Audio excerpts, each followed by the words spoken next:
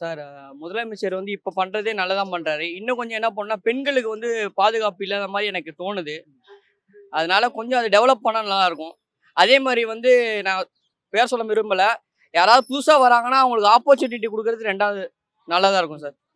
இத்தன நாள் ஆண்டாங்க நான் அத அவங்கள தப்பா சொல்லல. அவங்க நல்லா தான் ஆள்றாங்க.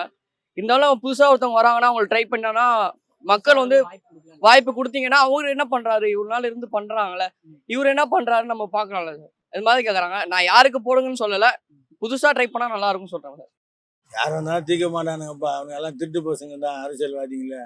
பணம் கொள்ளையடிக்க தான் வரானுங்க. யார் இவ்வளோ காலமா 60 வருஷமா திராவிட ஆட்சி தான் நடக்குது. என்ன ஒண்ணுமே மேம்படல. யாரு ஏழை ஏழையா தான் இருக்கிறான். ஏழை பணக்காரன்லாம் இல்ல.